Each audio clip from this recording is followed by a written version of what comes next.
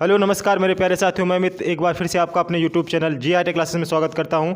तो आप सभी को पता है कि मैं इस समय आपको high school 10th math unsolved solve करा रहा हूं। इसमें मैंने आपको 2 पार्ट करा दिए थे, मतलब सेट फर्स्ट के 2 पार्ट करा दिए थे। इसमें 2 सवाल आपके बचे हुए थे, ठीक है। तो जो 2 सवाल बचे हुए थे आपके, वो मैं आपको कराने के लिए आया हूँ आज मैं वो दोनों सवाल आपको करा दूँगा। जिसमें से आपका जो सवाल था, मैंने 6 के सारे पार्ट करा दिए थे, 6 के सारे पार्ट करा दिए थे, आपको माध्यिका ज्ञात करा दी थी। ये 7वां सवाल आपके पास में होगा, 7 नंबर सवाल जो है, जिसमें लिखा हुआ है कि सभी खंड कीजिए। सभी खंड करने का मतलब है आपके पास में 2 ही खंड इसमें दिए गए हैं, का और खा, और दोनों में अथवा अथवा करके आपको सवाल दिया गया है, ठीक। तो वो दोनों खंड हम आपको कराएंगे आकर के, और जो अथवा में भी सवाल है वो भी हम आपको कराएंगे आकर के। तो 7 का में देखो लिखा है कि निम्नलिखित समीकरण युग्म का रैखिक समीकरण युग्म में बदलकर हल कीजिए। ये आपको रैखिक समीकरण में बदलना है। किस में बदलना है? रैखिक समीकरण में। तो मेरी बात को सुनना, जो सवाल लिखा है 5/x-1 प्लस 1/y-2 बराबर में 2, ये आपको पहली समीकरण दी गई है। और एक आपको समीकरण और दी गई है 2/x-1 और माइनस का 1/y-2 बराबर में 1/3। ये 2 समीकरण आपको दी गई हैं। इन दोनों समीकरणों को आपको रैखिक युग्म में बदलकर हल करना है। किस में बदलकर हल करना है? रैखिक समीकरण युग्म में। तो युग्म, जो भी तुमको युग्म दिया गया है उसको आपको बदल देना है। मतलब जो x y जो भी यहाँ पे मान है वो आपको x y नहीं रखना है, उसको आप कुछ ना कुछ अलग चीज़ मान लीजिए और तब आप इसको सॉल्व कर दीजिए। तो बहुत ही आसान सवाल होने वाला है। 6 नंबर का सवाल आपके पास में है। अब देखो 6 12 नंबर के 2 सवाल आपके पास में होंगे। अब आपके पास में 8 नंबर के सवाल आएंगे, ठीक। इस साल से जो 20 नंबर वैकल्पिक हुआ है, ठीक है, अब 8 नंबर के सवाल आएंगे। तो घबराने वाली कोई बात नहीं है। चेक करते हैं, इसको सॉल्व करने की कोशिश करते हैं। रैखिक समीकरण के युग्म में बदलकर आपको क्या करना है? हल करना है। तो सबसे पहले देखो, एक चीज़ मैं सिखा रखी मैंने कि अगर ये पहली समीकरण है, ये दूसरी समीकरण है, तो देखो यहाँ पे इस समीकरण को तुम 5 गुणे 1/x-1 लिख सकते हैं। अगर हम 1/x-1 इनकी गुणा कराएं तो यही चीज़ हमारे पास में है। प्लस इसको तो हम ऐसे ही लिख सकते हैं 1/y-2 बराबर में 2। ये चीज़ तो हम लिख सकते हैं ना। ऐसे तुम यहाँ पे देखो आकर के इस समीकरण में, इसको भी तुम 2 गुणे 1/x-1 लिख सकते हो, और माइनस का 1/y-2 बराबर में 1/3 लिख सकते हो, ठीक है। तो इतनी बात समझ में आ गई, ठीक है। थोड़ा आवाज़ इधर उधर की ज़्यादा आएगी तो आपको उस पर ध्यान नहीं देना, आपको अपने सवाल पे ध्यान देना है। कंसंट्रेशन बना के रखो, आपको बेहतरीन समझ में आएगा। अब ये इतना जो पार्ट हमको दिया गया 1/x-1, यहाँ पे देखो 1/x-1 लिखा है, यहाँ पे देखो 1/y-2 लिखा है, यहाँ पे देखो 1/y-2 लिखा है। तो इसी को अब आपको मान लेना है कि माना 1/x-1 बराबर आप p के मान लीजिए, और 1/y-2 आप q को मान लीजिए। ये 2 चीज़ें आपने लेट कर लिया है, इसको आपको मान के चलना है, क्योंकि आपको युग्म बदल कर हल करना है। तो युग्म बदल करके हल करने में आपको तो मानना ही पड़ेगा। जब तक आप मानेंगे नहीं तब तक आप सॉल्व नहीं कर पाएंगे, ठीक है। तो इतनी चीज़ तो आपको बढ़िया दिख रही है। 1/x-1 बराबर p, 1/y-2 बराबर में q। अब जो भी समीकरण है उसमें आप रख दीजिए, काम आपका हो जाएगा। इस समीकरण में रखने की कोशिश करते हैं।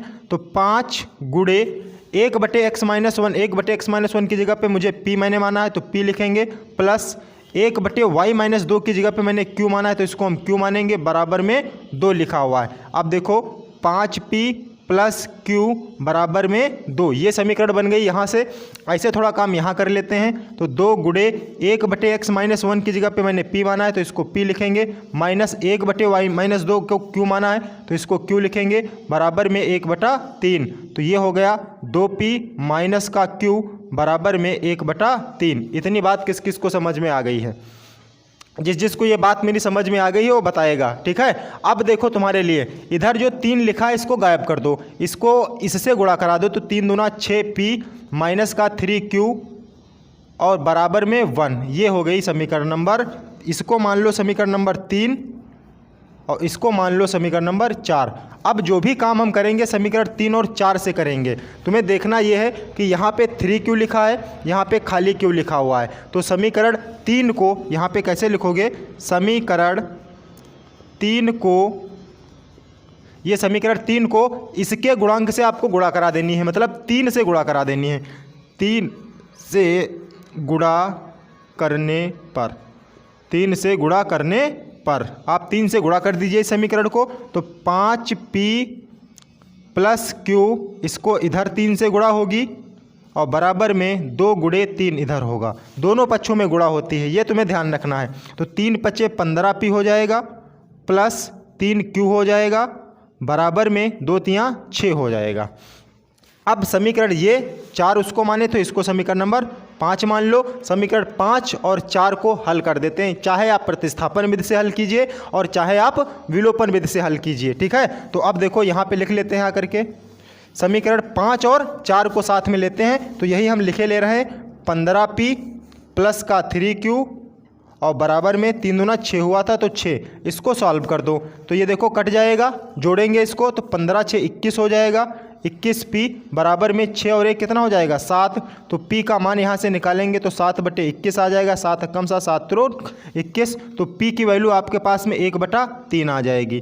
p की वैल्यू अब आपको मिल चुकी है। जब आपको p की वैल्यू मिल चुकी है, p की वैल्यू मिल चुकी है, तो आपको निकाल लेना है q की वैल्यू। किसकी वैल्यू निकाल लेना है आपको? q की वैल्यू निकाल लेना है। अब ये p वाला मान आप चाहो तो समीकरण नंबर 3 में रख दो, चाहो तो आप समीकरण नंबर 4 में रख दो, किसी भी समीकरण में आप p की वैल्यू रख दीजिए, आपको q का मान मिल जाएगा। तो हम समीकरण 3 में रखते हैं। ये हमारे पास में है 5p प्लस q और बराबर में लिखा है 2, तो ये 2 लिखते हैं यहाँ पे। तो 5 और p की वैल्यू अभी तुमने निकाली है 1/3, तो p की जगह पे 1/3 प्लस q बराबर में 2, तो ये हो जाएगा 5 कम 5/3 प्लस q बराबर में 2। q की वैल्यू निकाल लो यहाँ से, इसको उधर लेकर के जाओगे तो 2 माइनस 5/3, तो q का मान हो जाएगा 3 दूना 6, 6 में से 5 जाएगा, बचेगा 1, 1/3। q का भी मान आपका कितना आ गया 1/3 और p का भी मान कितना आ गया, देखो 3 दूना 6, 6 में से 5 घटेगा तो 1 बचेगा, 1 बटा कितना आ जाएगा 3। अब ये दोनों मान आपने जो माने थे वहाँ पे रखना है, ठीक है। p का क्या माना था आपने? p तुम्हारे सवाल में नहीं था, आपने मान के लगाया था, तो p में 1/x माइनस 1 बराबर आपने p माना था, तो 1/x माइनस 1 बराबर p। p की वैल्यू आपने निकाली 1/3, तो 1/3 बटे क्रॉस मल्टीप्लाई कर दो तो x माइनस 1 बराबर में 3 हो जाएगा, तो x बराबर ये उधर जाएगा तो 3 1 4 हो जाएगा। x की वैल्यू 4 आ गई। अब ऐसे तुमको y की वैल्यू निकालनी है, तो y यहाँ से माना था तुमने कि y/y माइनस 2 बराबर में q, q को माना था 1/3, यहाँ भी क्रॉस मल्टीप्लाई करेंगे तो y माइनस 2 बराबर में 3, तो y बराबर ये 2 उधर जाएगा तो 3 प्लस 2, तो y का मान हो जाएगा 3 2 5। किस किस को ये सवाल समझ में आया है कि रैखिक समीकरण को युग्म बदल के हल करना था? रैखिक समीकरण में क्या करना था? युग्म को बदल करके हल करना था। तो ये था आपके पास में सवाल, जो बेहतरीन सा सवाल आपके पास में है, ठीक। सभी को समझ में आ गया होगा। आप लोग स्क्रीनशॉट ले लीजिए, आपको ऐसे ही सवाल को लगाना है। हम इसके अथवा वाले पार्ट में बढ़ते हैं। अब इसके अथवा वाले पार्ट में बढ़ेंगे तो वहाँ देखते हैं कि क्या सवाल ने हमसे कहा। स्क्रीनशॉट ले लो सभी लोग, हो गया आपका, ठीक है। अब हम आगे सवाल पे 7 के अथवा वाले पे बात कर लेते हैं थोड़ा सा। मैंने कहा था कि ये चारों, क्योंकि उस दिन टाइम नहीं बचा था, बहुत लंबी क्लास हो गई थी, तो आज ये आपका जल्दी हो जाएगा क्योंकि आपको 4 ही सवाल लगाने हैं। थोड़ा लॉन्ग सवाल हैं जो 6-6 नंबर के आपके पूछे गए हैं, ठीक है। अब इसमें आपको थोड़ा सा दिमाग लगा देना है, काम हो जाएगा। अब 7 के अथवा में देखो आपका सवाल पूछा गया है, बहुत ही बढ़िया सवाल आपसे पूछा गया है, ठीक है। हम जरा एक बार सवाल को खोल करके आपको पढ़ के सुनाते हैं। सवाल आपके पास में रहेगा 258025।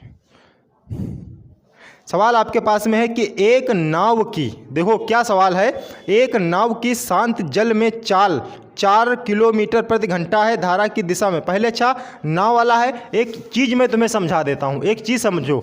मान लो तुम्हारे पास में ये नदी है, क्या है ये, ऐसे तुम्हारे पास में ये नदी बहती है, ठीक है। इस नदी में जो धारा होगी, ये जो धारा है नदी की, ठीक, इसको थोड़ा समझना। ये धारा हमारे पास में नदी है, ये नदी है, इस नदी में ये धारा है, ठीक है। ये क्या हमारे पास में है, धारा, नदी की धारा है। और इस नदी में कहीं कोई नाविक होगा जो अपना नाव लिए होगा। एक नाव बना लेते हैं, ठीक है। क्या कर लेते हैं हम, एक नाव बना लेते हैं। इस नदी में एक नाव को बना लेते हैं थोड़ा अच्छा सा।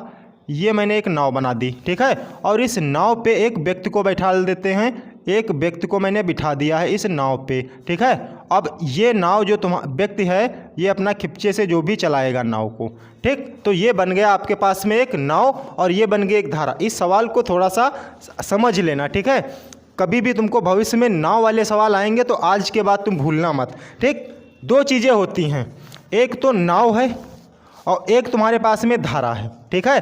तो एक बार तुम धारा की चाल, जो पानी चल रहा है, धारा की चाल, इसको मान लो x किलोमीटर प्रति घंटा, और जो नाव है, जो नाविक है, जो नाव है हमारे पास में, वो जो नाव है इसमें हम नाव की चाल मान लेते हैं y किलोमीटर प्रति घंटा।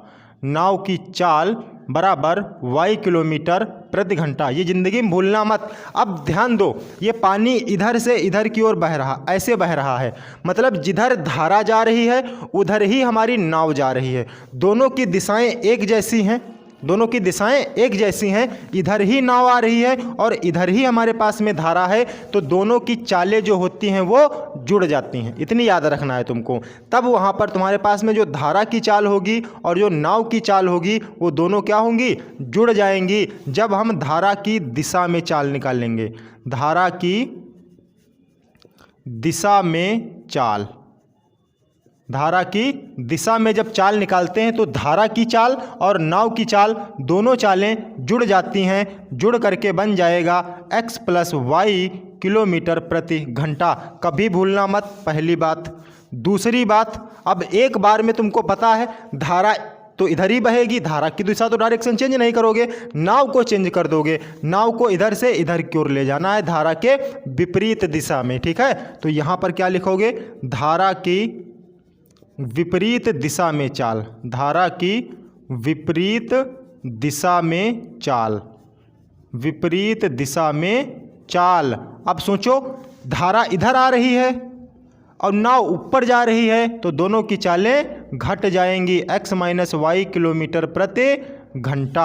ये दो बातें हमारी याद रखना कि जब हम धारा की दिशा में नाव को लेके जाते हैं तो x + y किलोमीटर प्रति घंटा रहती है, और जब हम धारा के विपरीत दिशा में लेकर के नाव को जाते हैं तो क्या रहता है हमारे पास में, x - y किलोमीटर प्रति घंटा। और जब धारा की दिशा में चाल निकालते हैं तो x + y। नाव की शांत जल में चाल दे रखी है, नाव की शांत जल में चाल कितनी दे रखी है, 4 किलोमीटर प्रति घंटा। ये वाई वाली बात तुमको दे रखी है, वाई वाला जिसको माने थे, ठीक है। अब तुमको कह रहा है कि धारा की चाल ज्ञात करो, तो धारा की चाल तुमको माननी पड़ेगी। माना धारा की चाल, अब धारा की चाल तुमने क्या मान रखी है, x किलोमीटर प्रति घंटा। अब सवाल में देखो क्या बोल रहा है कि धारा की दिशा में दिखा रहा है कि धारा की दिशा में 12 किलोमीटर जाने पर, तो धारा की दिशा में चाल निकालना है तुमको। तो धारा की दिशा में चाल, धारा की दिशा में चाल। अब सोचो, धारा की दिशा में चाल है क्या, x + y है, और y तुम्हारे पास में कितना है, 4 है, तो x + 4 हो जाएगा। कितना हो जाएगा, x + 4 किलोमीटर प्रति घंटा। ये धारा की दिशा में हो गई चाल, x + 4 किलोमीटर प्रति घंटा। अब यहाँ से उसने एक दूरी दे रखी है कि दूरी उसने दे रखी है कि 12 किलोमीटर जा रहे हैं धारा की दिशा में। फार्मूला तुमको पता है कि समय बराबर फार्मूला होता है दूरी बटे चाल, सभी ने पढ़ा होगा। तो यहाँ से दूरी कितनी जा रहा है, 12 किलोमीटर। अब धारा की दिशा में जा रहा है तो धारा की दिशा वाली चाल रखनी है, x + 4। इतनी बात समझ में आ गई। आगे बढ़ लेते हैं इस क्वेश्चन को। आगे देखो क्या कह रहा है, कह रहा है कि धारा के विपरीत दिशा में, तो धारा के विपरीत चाल निकाल लो। धारा के विपरीत दिशा में चाल, धारा के विपरीत दिशा में चाल। अब सोचो, धारा के विपरीत दिशा में क्या लिखा मैंने, x - y। तो x तो है ही है और y को तुम्हें माइनस कर देना है। y क्या है, 4। तो ये हो जाएगी x - 4 किलोमीटर प्रति घंटा। किस किस को ये बात समझ में आई है बताएंगे ज़रा हमें कमेंट करके। सभी को ये बात समझ में आई है ना, सभी को समझ में आ रहा है, गुड। अब देखो आगे बात समझो। यहाँ से समय जो दे रखा है, सॉरी दूरी जो दे रखी है, यहाँ से दूरी तो उतनी ही दे रखी है। कह रहा है कि दूरी जो है वो 12 किलोमीटर की है। यहाँ से समय देख लो कितना उसको लग रहा है। तो समय बराबर दूरी बटे चाल x माइनस 4। अब देखो सवाल ने क्या कहा था, एक बार आप सवाल को पढ़ लो, समझ में भी आ जाएगा।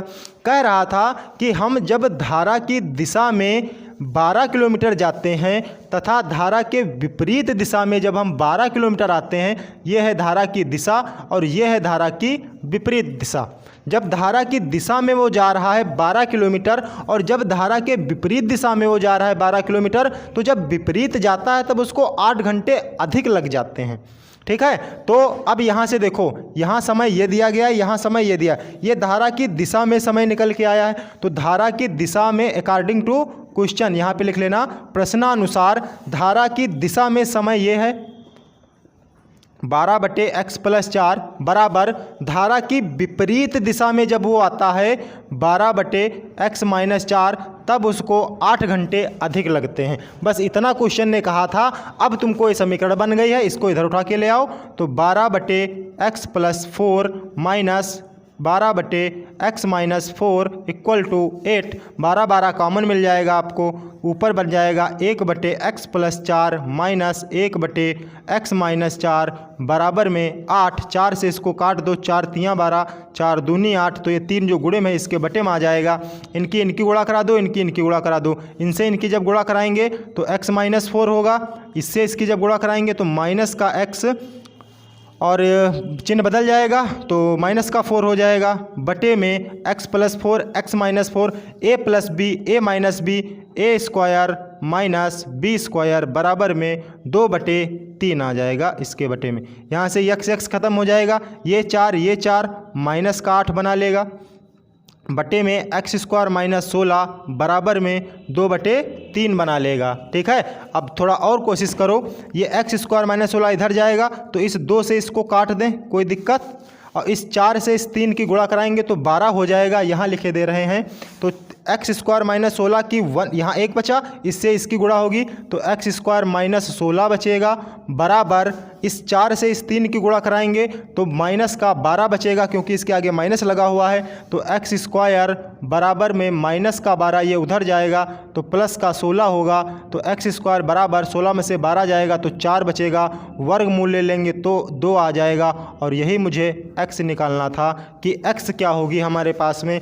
तो x का मान हो जाएगा 2 किलोमीटर प्रति घंटा। इतनी बात को समझ लेना, बहुत ही मज़ेदार सवाल है। कुल मिलाकर के तुम इतनी चीज़ समझ लो, जो मैंने तुमको फिगर बना के दिया है, इस फिगर को अगर आपने समझ लिया तो नाव धारा वाले सवाल आपके कभी गलत नहीं हो सकते हैं।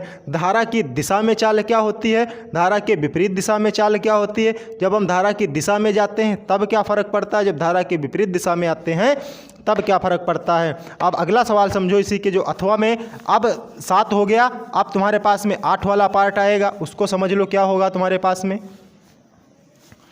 8 वाले सवाल को समझो, अभी बता रहा हूँ। दोनों तुमको दिए गए हैं ऊंचाई दूरी से और बहुत ही सरल सवाल हैं। दोनों ऊंचाई दूरी से सवाल हैं, दोनों बहुत ही सरल सवाल हैं। ठीक है, अब ये समझना तुमको है कि क्या सवाल कह रहा है। सवाल को समझो, बस 1 मिनट खुल जाए, लॉक पड़ गया है। अब देखो सवाल कह रहा है 8 खा वाला, इसी का 8वां नहीं 7 का खा पार्ट। सवाल को समझना, कह रहा है कि भूमि पर स्थित बिंदु x से, एक भूमि पर बिंदु x स्थित है। हम मान लेते हैं कि यहाँ पर एक भूमि है, इस भूमि पर एक बिंदु क्या है, x स्थित है। आगे बढ़ो, से ऊर्ध्वाधर स्थित मीनार PQ, इससे ऊर्ध्वाधर स्थिति में एक मीनार PQ है। तो एक मीनार मान लेते हैं कि PQ हमारे पास में रखी गई है। ऊर्ध्वाधर स्थिति में मीनार क्या है, P और Q। ठीक, PQ मीनार हो गई। के शीर्ष Q का उन्नयन कोण 60 डिग्री है। Q का उन्नयन कोण 60 डिग्री दिया गया है, मतलब ये Q है। तो यहाँ से इसको ऐसे तुमको मिला देना है, इसको तुमको ऐसे मिला देना है। ये जो कोण दिया गया है वो 60 डिग्री का दिया गया है। इतनी बात समझ में आ गई। आगे बढ़ो, क्या लिखा है कि बिंदु x से 40 मीटर ऊंचाई पर, तो बिंदु x से 40 मीटर की ऊंचाई पर, मान लेते हैं कि ये 40 मीटर की ऊंचाई है हमारे पास में, 40 मीटर की ऊंचाई पर स्थित बिंदु y से शीर्ष Q का उन्नयन कोण 45 अंश है। अब देखो क्या सवाल ने बोल दिया, ठीक है, शीर्ष Q का उन्नयन कोण 45 अंश है। ये वाला कोण जो तुमको दिया गया है वो 45 डिग्री दिया गया है। कितना मज़ेदार सवाल है। आगे देखो क्या कह रहा है, पी उन्नयन कोण, क्यू का उन्नयन कोण 45 अंश है। मीनार पी क्यू की ऊंचाई, ये पी क्यू जो तुमको दी गई है इसकी ऊंचाई तुमको निकालना है एच, और आधार से पूछ रहा है कि दूरी पी से यक्स ज्ञात कीजिए। ये सवाल था, ये फिगर आपके पास में बन गया है। अब इस सवाल को आपको सॉल्व कर लेना है। सबसे पहले आप एक काम कीजिए, इस वाले त्रिभुज में लगा दीजिए, उसके बाद हम इस त्रिभुज में लगा देते हैं, आपका काम होने वाला है। अब देखो त्रिभुज एक्स वाई पी में लगा दो, चाहे एक्स क्यू पी में लगा दो, किसी एक में लगा दो। पहले हम यहाँ लगा देते हैं, ठीक है। त्रिभुज एक्स वाई पी में लगा देते हैं। यहाँ देखो ये लंब है, ये आधार है, तो लंब बटे आधार tan थीटा होता है। लंब बटे आधार, तो थीटा का मान यहाँ 45 डिग्री दिया गया है, लंब दिया गया है 40, आधार दिया गया है x, तो tan 45 का मान 1 है, तो 40 बटे x क्रॉस मल्टीप्लाई कराएंगे तो x का मान तो आ जाएगा 40 मीटर। मतलब जो दूरी थी वो तो 40 मीटर निकल के आ गई हमारे पास में, ठीक है। अब हम दूसरे त्रिभुज में लगाते हैं, त्रिभुज क्यू एक्स पी में लगा देते हैं, एक्स पी क्यू में लगा देते हैं, और यहाँ से हम ऊंचाई का पता कर लेते हैं। इस कोण के लिए ये लंब हो गई, तो लंब ये है, आधार ये है, तो फिर वही tan लगेगा हमारे पास में, तो tan थीटा बराबर लंब बटे आधार, तो tan थीटा यहाँ पे दिया गया है tan 60 बराबर ऊंचाई ये मुझे निकालनी है, और x का मान मुझे दे रखा है 40। tan 60 का मान होता है √3 बराबर में h बटे में 40 बटे 1 मान के तिरछी गुणा मार दो, तो h बराबर आ जाएगा 40 √3 मीटर। ये हो गया आपका सवाल पूरा कंप्लीट। ये जो सवाल दिया गया था वो आपका कंप्लीट हो गया है, जो आपके ऊंचाई और दूरी से दिया गया था, ठीक है। अब अगला सवाल समझो, इसी में जो दिया गया है नेक्स्ट सवाल, इसी के अथवा में जो दिया गया है, एक इसी का जो अथवा लिखा है सवाल में उसको समझो, वो भी ऊंचाई दूरी से। एक सवाल तुम्हारा ऊंचाई दूरी हाइट एंड डिस्टेंस से तो आना ही आना है, ठीक है, इसमें तो कोई दो राय है ही नहीं। क्षैतिज तल पर स्थित बिंदु ओ से, अब क्षैतिज तल पर एक बिंदु स्थित है ओ, क्षैतिज तल पर स्थित एक बिंदु है ओ, कह रहा है उसी तल पर खड़े एक ऊर्ध्वाधर मीनार के शीर्ष का उन्नयन कोण 30 अंश है। उसी तल पर खड़े, अब एक तल तो सेम है, इसी तल पर खड़ी है एक मीनार, ऊर्ध्वाधर मीनार, ठीक है। अब इसका उसने उन्नयन कोण दे रखा है 30 डिग्री। कितना दे रखा है? 30 डिग्री दे रखा है उन्नयन कोण, ठीक है। ये 30 डिग्री का उन्नयन कोण है। आगे समझो क्या लिखा है, मीनार की ओर 40 मीटर चलने पर उन्नयन कोण 60 अंश हो जाता है। क्या मजेदार सवाल कहा है। मीनार की तरफ हम 40 मीटर चलते हैं, ये दूरी मान लो मैंने 40 मीटर की तय कर ली, तो अब उन्नयन कोण जो है वो 60 डिग्री हो जाता है, ठीक है। ये हो गया हमारे पास में। अब इसको तुम नामकरण संस्कार कर लो, इसको दे दो ए, इसको दे दो बी, इसको दे दो सी। अब तुमसे पूछा क्या था सवाल में कि हो जाता है तो मीनार की ऊंचाई ज्ञात कीजिए। ये मीनार थी जो तुम्हारे पास में, इसकी ऊंचाई निकालनी थी, और ये जो दूरी बची इसको x मान लेना, और ये टोटल दूरी तुम्हारे पास में 40 प्लस x हो जाएगी। सबसे पहले आप एक काम कीजिए, इस बड़े वाले त्रिभुज में लगाओ या छोटे वाले पहले हम छोटे वाले त्रिभुज में लगाते हैं कि त्रिभुज ए बी सी में लगाते हैं। तो त्रिभुज ए बी सी में यहाँ से देखते हैं इस कोण के लिए ये लंब है, ये आधार है, तो tan 60 लगेगा, तो tan 60 बराबर h बटे में x आ जाएगी। tan 60 का मान √3 होता है, तो ये h बटे में x होगी। यहाँ से हम x की वैल्यू निकाल लेते हैं, या h की वैल्यू निकाल लो, h बराबर में √3x। अगर हम x की वैल्यू निकालते हैं तो h बटे में √3, ये पहली समीकरण बांध करके छोड़ दो। आगे आ जाओ, पूरे त्रिभुज में लगा लो आकर के, तो त्रिभुज ओ ए बी में लगाते हैं। ओ ए